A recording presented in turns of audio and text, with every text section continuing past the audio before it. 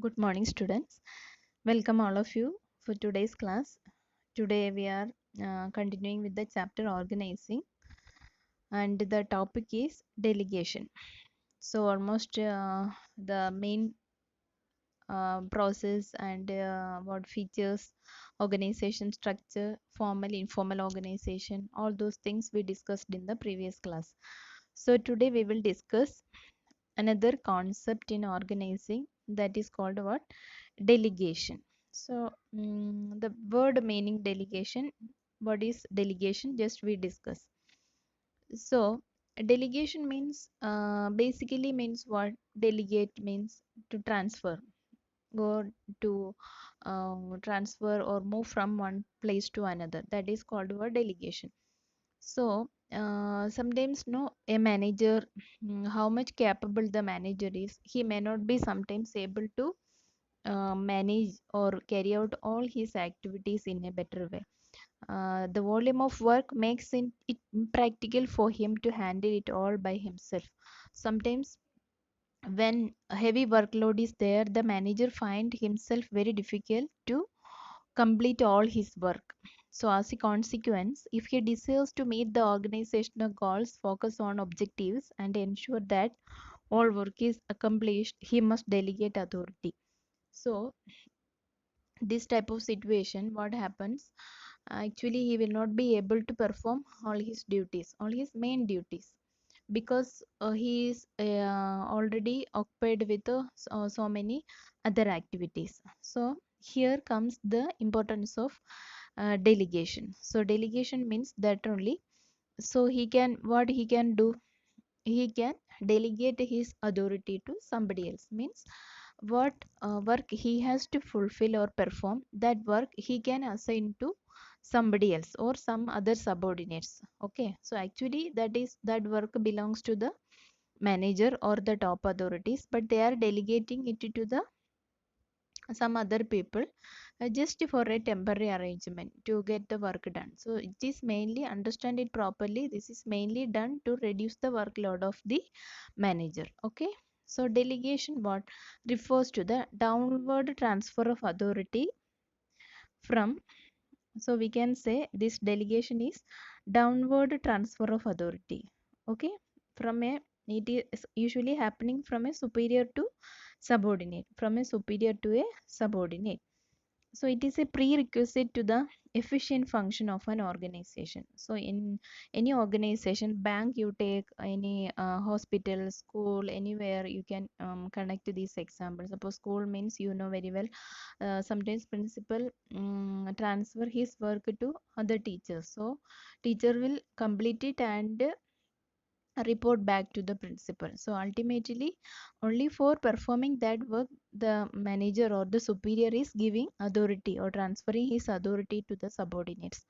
That means the person or the subordinate is not become superior in his records and all. So he is subordinate only. Only he is performing that work. He cannot act like, okay, today onwards I am the manager of the company or I am the head of the institution, like that he cannot act.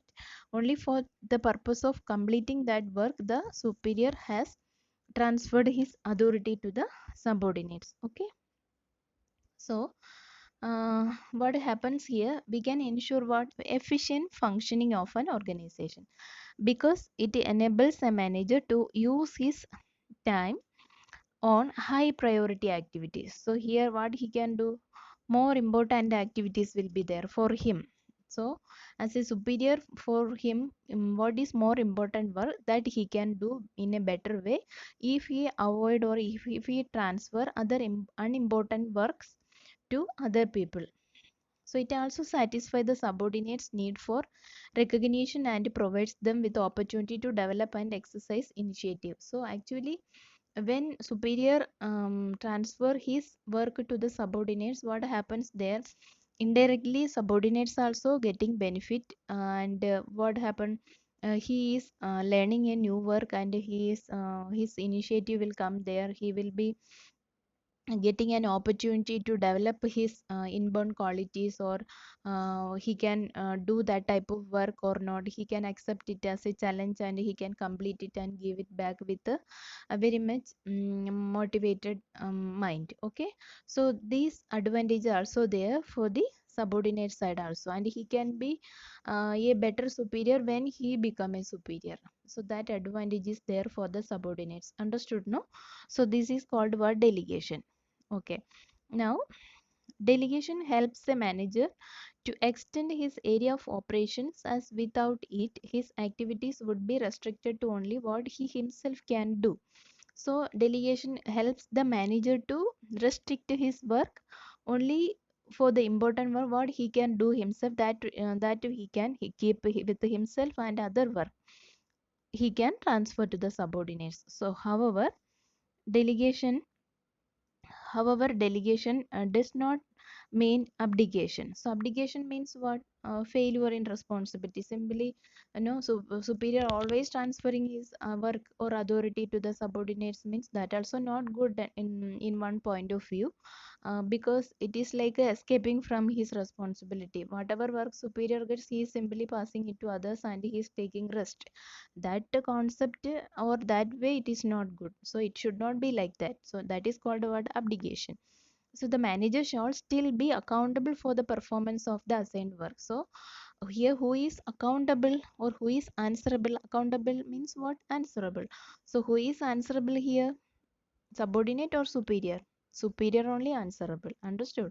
So whatever work assigned to him, assigned by him or assigned by the superiors to the subordinates as a delegation purpose, he is the subordinate is not responsible, but responsible to complete that task, that much only. But at the ultimate responsibility is with the manager.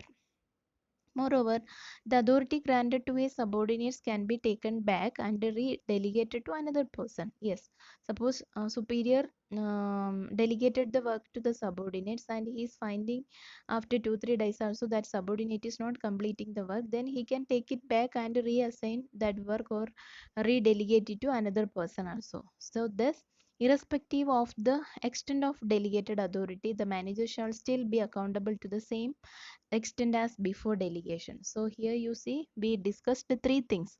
He is having authority, he is transferring his authority to the subordinates, but still he is accountable. So accountability is still with the superior only. Understood? Okay. So here one picture is there.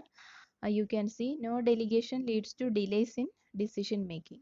Okay, so if delegation should not be delegation, why we are doing? To complete the work in time. Okay, it is not for again delaying the work.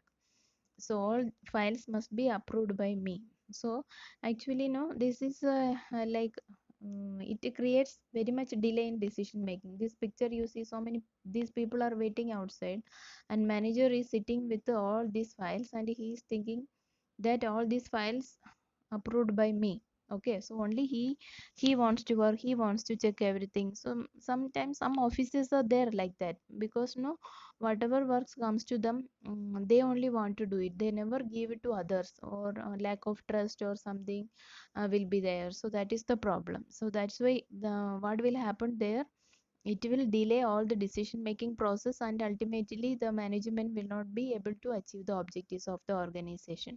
So timely action needed means unnecessary works the manager has to avoid, and he can avoid matlab he can transfer it to someone and get the work done, and he can be engaged with his important work. Okay, now, so from this discussion also we can see we are going to study or discuss about the elements of delegation that we'll discuss. Okay, so here mainly actually three elements are there: authority, responsibility, accountability. So these three elements we can see in delegation. Okay, so which are they? Authority, responsibility, and accountability. So one by one we'll discuss. So authority, so what do you mean by authority? Authority, responsibility, accountability, these all words we discussed in principles of management chapter. but in this point of view once again we'll discuss. Okay, so authority refers to the right of an individual to command his subordinates and to take action within the scope of his position. So authority means what? Right of a person to give orders to his subordinates. So it is commanding power of the superior to his subordinates and to take action within the scope of his position. So how much power I have, I am exercising my power, that is called what? Authority. That right I am having or the manager is having. The concept of authority arises from the established scalar chain, which links the various job positions and levels of an organization. So, scalar chain we discussed already. I think you remember the scalar chain. Scalar chain is like this, uh, and superior will be here. Sorry. Okay, superior is here, and subordinate, A, B, C. This we discussed. Do you remember? I think then E, F, G. So here one person is superior, another is subordinate, then superior, subordinate, like this. Here also that way. So here the authority responsibility relationship is very well defined. So we can see top level, middle level, and lower level in this scalar chain. Okay. So authority also refers to the right to take decision inherent in a managerial position to tell people what to do and they expect them to do it. So authority in other way we can say what? The authority to take decision making, and he can make the people understand, or he can use his managerial position to tell people what people has to do actually, and expect what actually expect them the people has to do in the organization. Okay, then, in the formal organization, authority originates by virtue of an individual's position. So, in formal organization means, formal organization already we studied. It is created by the organization or organization structure or the management, deliberately created by the management, and we can see a superior subordinate relationship there. So, in formal organization, when you check there, the position designs the authority. Okay, and the extent of authority is highest at the top management level and reduces excessively as we go down the corporate ladder. Okay, so when you see this one, levels of management, highest or more authority will be with the higher levels of people. So if you are going to higher level, your authority will increase, and when you come down, the authority will decrease. So this authority flows from top to bottom. So we can say what? Authority is flowing from where? Top to bottom. That is, the superior has authority over the subordinate. Okay, so this is what authority. Now, responsibility, second element.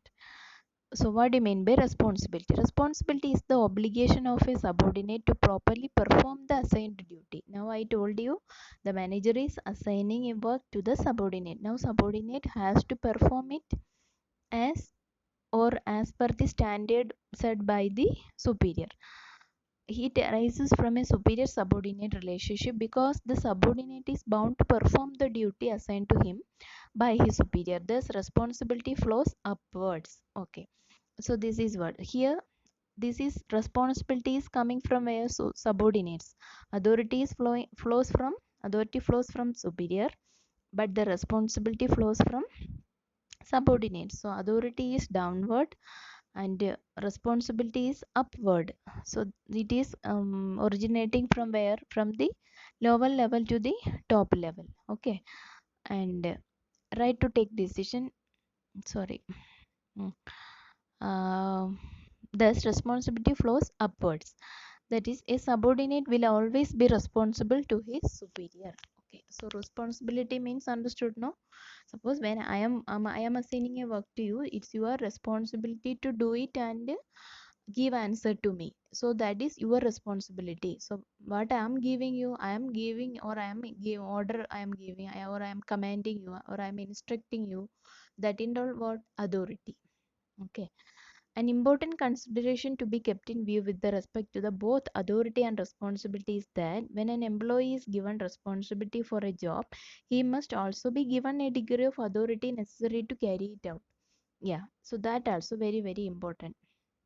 Now, when the superior is transferring some of his job to the subordinate, so ultimately that subordinate has to complete the work and report back to the superior. So here we can see, so superior is having authority and the subordinate is having responsibility. But when this manager transfer his work to the subordinates, actually he has to transfer some degree of authority also to that subordinate. Otherwise, other people will come and question him. So he has to get that authority to do that work or complete their work also. Not all that is given must also be given the degree of authority necessary to carry it out. So manager or the superior should know how much authority now I can give him to complete this work. So after completing this work, responsibility also will be over, authority also finished. Understood? Thus, for effective delegation, the authority granted must be commensurate. Okay, so effective delegation, what these both should be in a balanced way. We have to maintain both authority and responsibility. Understood? Okay, now, okay, I think it's continuing commensurate with the assigned responsibility. So if authority granted is more than responsibility, it may lead to misuse of authority. Yeah, that is also there. So if you're going, if you're giving more authority than the responsibility, a little work is there, but you have assigned him more authority, then he will take it granted and it will leads to what? Misuse of authority. And if responsibility assigned is more than authority, it may make a person effective. So this sentence you remember, because no, sometimes in examination this sentence itself came and they asked you to justify. So authority without responsibility means responsibility only there, so always you have to work, but no authority is given, no recognition is given, no power is given to you, then the may make a person ineffective. Then people will think, what subordinate will think, oh, so always assigning work to me, but no authority, no power is assigned to me, so the person become very if ineffective. Okay, but the opposite way also there, you assign, if authority granted is more than responsibility, you have given authority more than the responsibility. Okay, then that also will lead to what? Misuse of authority. So that's why we have to keep a balance between these two, both authority and responsibility. Okay, now third element is accountability. So understood, no? Authority, responsibility. Now authority, responsibility is there means what is there? Accountability. Accountable means what? Answerable. Now who is answerable? Subordinate is answerable to the manager, but ultimately who is answerable? The manager also got superior, so the manager is answerable to his superior. So delegation of authority undoubtedly empowers an employee to act for his superior, but the superior would still be accountable for the outcome. So ultimate accountability or the answerable, who is ultimately answerable is who? The superior only, because the manager transfer his work to the subordinates, that he transferred. Who has done? Superior, subordinate has done the work for the superior. Now ultimately who is answerable? The superior is answerable. Understood? So accountability implies being answerable for the final outcome. Final outcome means what? Suppose I'll tell you one example. Now principal got one work, he assigned it to me, so I made a mistake in that. I did the work, I completed the work and submitted to the principal. Then principal forwarded it to assistant commissioner. Then they found that there is a mistake. Now who will be accountable for that? Who is accountable or who is answerable? Principal is answerable. Now principal will come and ask me, yes, you did this, but there is something wrong. That and all he will say to me. Even then, ultimately, for this final outcome, who is answerable? He is answerable. Understood? Okay, so one cannot deny accountability. Yes, it cannot be delegated and flows upwards. That is, a subordinate will be accountable to a superior for satisfactory performance of work. So accountability we cannot delegate. Accountability, authority we can delegate, responsibility also, but accountability cannot be delegated. Accountability is with the same person who is actually entrusted with the completion of that work. A subordinate will be accountable to a superior for satisfactory performance of his work. Now subordinate is responsible, or he is responsible, he is accountable for the work assigned by the manager, that much only. But final outcome who is answerable, the manager is, or the superior is answerable. Okay, it indicates that the manager has to ensure the proper discharge of duties by his subordinates. So when you delegate some work to the subordinates, the manager has to delegate it properly, or manager has to give proper instruction to the subordinates how to perform that work. So it is generally enforced through regular feedback on the extent of work accomplished. Understood now? So how he can ensure that, okay, manager assign work to subordinates and he leaving that employee whatever your wish you do, like that if he leaves, then the subordinates may do with his knowledge and all, and ultimately if any problem comes, as I told you, the manager is responsible and accountable. Understood?